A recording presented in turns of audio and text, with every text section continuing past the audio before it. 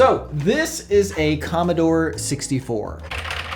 My friend has had this sitting in their house for a very long time. They did not need it anymore. And knowing that I am a collector of many video game things, I said I will gladly take it. I have never used a Commodore 64. I've never seen one in person before. I know very little about it, other than like Factor 5, like got their start with the Commodore 64. Anyway, we got Kickman, Visible Solar System, Speed Bingo Math, Radar Rat Race, Music Machine, and Solar Fox.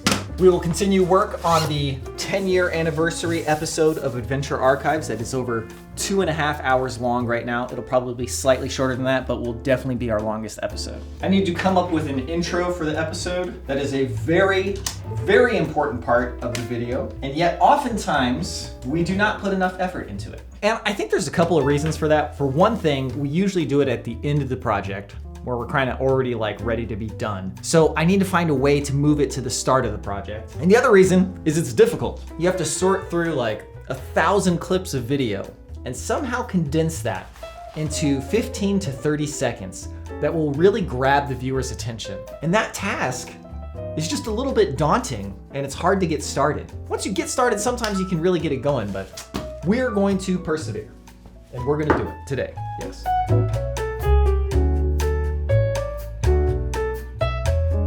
Okay, I think this will be a teaser worthy of 10 years of Adventure Archives. It will be slightly different than our normal openers, and I think if you've been watching for a while, you will appreciate it and enjoy it.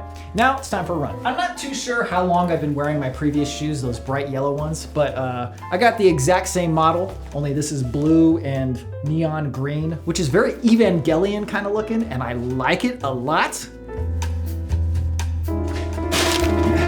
Often should one change their shoes? So I kind of wait until it feels like a struggle to run fast, and that's when I'll kind of switch shoes. I actually am in pretty good shape right now, probably the best shape I've been in since I got COVID in 2022. But I don't feel like I'm running very fast. I don't know if that has anything to do with my shoes just being so old and worn out that I'm losing all of like my kinetic force, but I figured it wouldn't hurt to get some new shoes. Speaking of being in good shape, you can see my fitness levels slowly rise over the course of the year. And I used to be in this very high fitness category. And even if I don't actually get up to it, because I'm about to turn 40 years old, according to them, I'm gonna be back in very high. It's totally meaningless, but still fun nonetheless. Let's go for a run.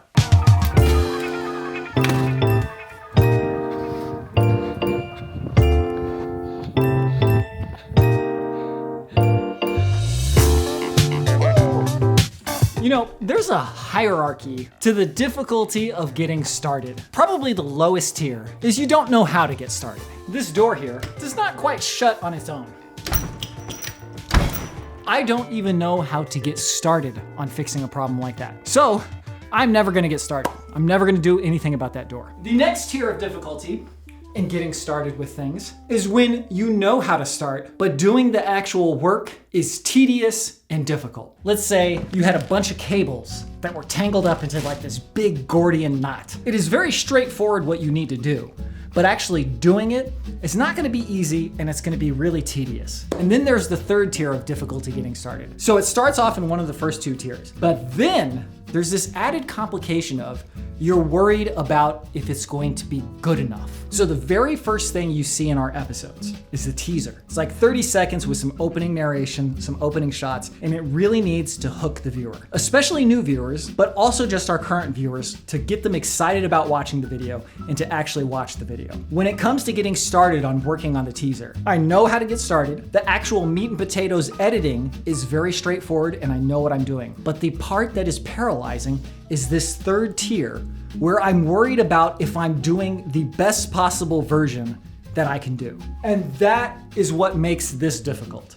It's not actually doing it. It's just worrying about, oh man, is this right? Maybe I should try this instead. Or, oh, I've done this a million times already. This is too cliche. All of those considerations are paralyzing. And it's like, I have to just get started and do something to get those wheels rolling. For this particular teaser, I just started with the music. I knew I was going to use the final song of this episode as the teaser music, so I started from there. I shortened it down to make it into a manageable 30 seconds. Then me and Andrew hopped on a phone call and we brainstormed the teaser narration. Then I recorded that narration just as a placeholder, put the music in, started finding visuals, and gradually something has come together that I am very proud of. Well, I say proud of, but what I meant to say was I'm happy with it. It's not done yet, so I don't know if I'm actually proud of it or not. But it is getting there and it's looking pretty good. So I think what I'll do is I'll actually give this a night to marinate a bit and I'll come back at it fresh tomorrow and finish it up then.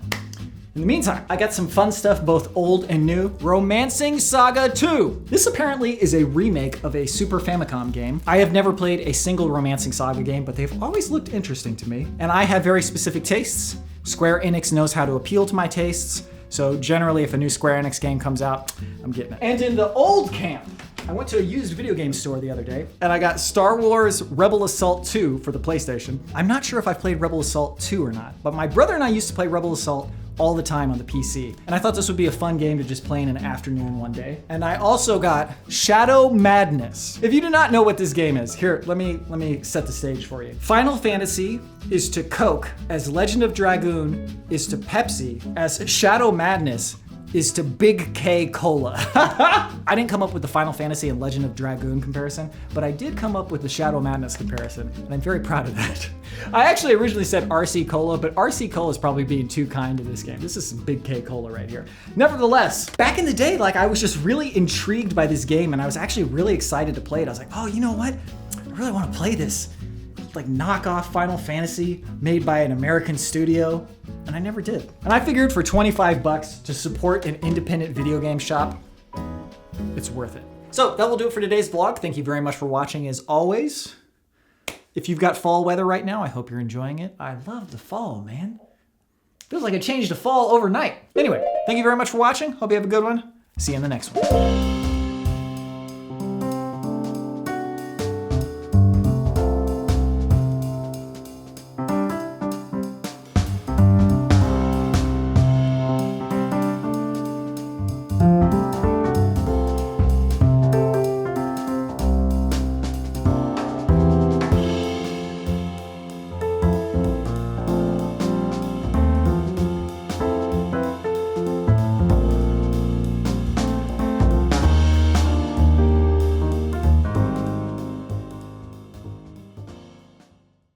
I have to just get started and do something to get those balls rolling.